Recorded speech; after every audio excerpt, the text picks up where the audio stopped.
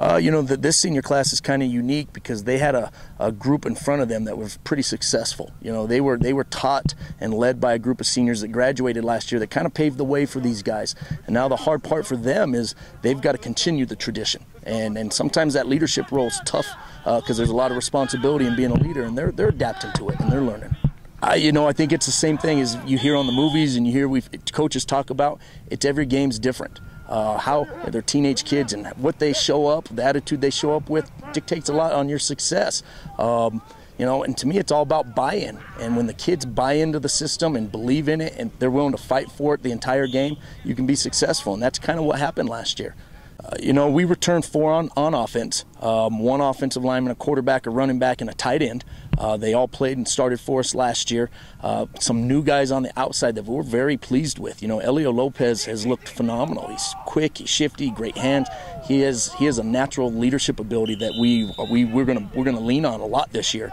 Lorenzo Vigil will be a senior, and this is a year he's been waiting for. He's been a guy that's kind of been, on JV and floating last year as a junior, and now he's a senior, and he looks good with the ball in his hands. At running back, obviously we have Nico, a 3-year starter, and the cog that kind of makes it run is Josh, the quarterback, and he understands our offense. He could run the offense. He corrects guys when they're in wrong routes. He does a good job. And then on the offensive line, we're led by Brian Trujillo. We call him Shaq. And, he's a 3-year starter at left tackle.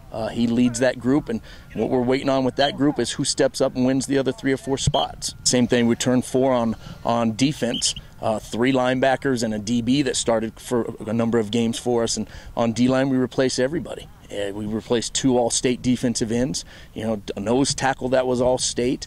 We know a 3 technique who was we did it by committee, and we've got guys that got to fill those roles. We're looking for guys like Nick Morning and Ethan Valencia. We've got a nose guard, Andres, that I think is going to be an all-state type of kid with the effort that he has.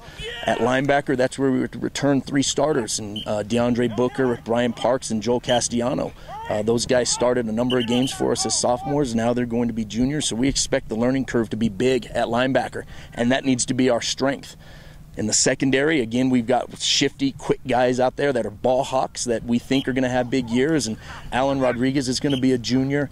Jackson Schapp was a starter as a sophomore for us, and he had back surgery and missed his entire junior year, and now he's ready to be a big part of our defense and leader in the secondary for us. We've got some big corners in Christian Sanchez, and we think Damian Maestas has done a great job at corner. But again, those are all, they change every week. We have 2 or 3 kids that come in and still playing time, and guys lose playing time, and that's what we want this summer, is compete and let the cream rise to the top. It's every year. There's times we preach to the kids that we want a tough schedule. That's what makes teams great. But there are times during the year with those tough schedules that you sit back and go, damn, this is rough. We're open with Sandia, and it feels like a district game. We've played them 4 out of 4 times in 3 years, I think. It's a battle every single time, and we open with those guys. We play Monzano, who is another one of those teams that I think they've beaten us 3 or 4 times in a row, but they've all been very close. We got to get over the hump and beat those people this year. Then we got Cruces High, 2-time defending state champs. So good luck with that one. Have a good time and come ready to play.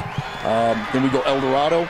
A Trisco, who returns like 19 starters, and then West Mesa, who, new coaching staff has really got things going on over there.